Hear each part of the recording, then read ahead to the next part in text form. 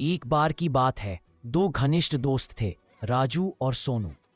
दोनों हर काम साथ करते थे, खेलना, खाना, घूमना, और एक दूसरे से वादा करते रहते कि चाहे कुछ भी हो जाए हमेशा साथ रहेंगे। राजू अक्सर कहता, दोस्ती का मतलब ही है साथ निभाना, अच्छे बुरे वक्त में। सोनू हंसकर कहता, बिल्कुल, अगर कभी खतरा भी आया तो मैं तुझे अकेला नहीं छोड़ूंगा।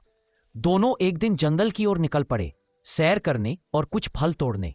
जंगल सुंदर था, लेकिन थोड़ा डरावना भी। पेड़ों की छांव, चिड़ियों की आवाज और बीच बीच में अजीब सी खामोशी। थोड़ा आगे बढ़े ही थे कि झाड़ियों से भारी कदमों की आवाज आने लगी। सोनू घबरा गया। ये क्या है? राजू बोला, शायद कोई जानवर।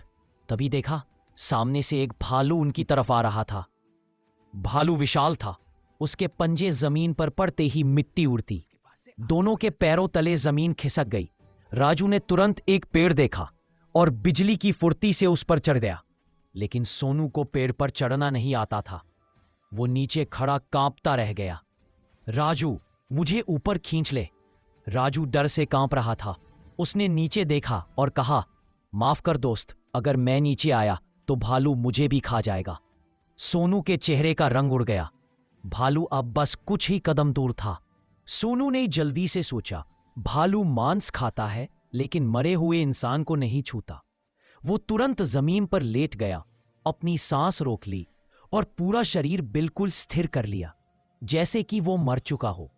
भालू उसके पास आया, उसे सूंघा, उसके चेहरे के पास मुंह ले गया। उसकी गर्म सांस सोनू के कान को छू रही थी, पर सोनू हिला नहीं।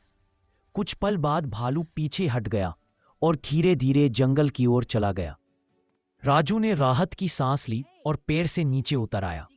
राजू ने मुस्कुराते हुए पूछा, भालू तेरे कान में क्या कह रहा था?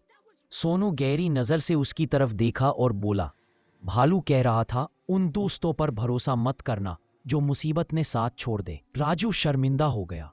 उसके सिर पर पसीने की बूंदें चमक रही थीं। वो कुछ नहीं बोला, बस सिर झुकाकर खड़ा रहा। सोनू उठकर बोला, दोस्ती सिर्फ हंसी मजाक नहीं होती, वो वक्त की कसौटी पर परखी जाती है। और वो धीरे धीरे वहां से चला गया।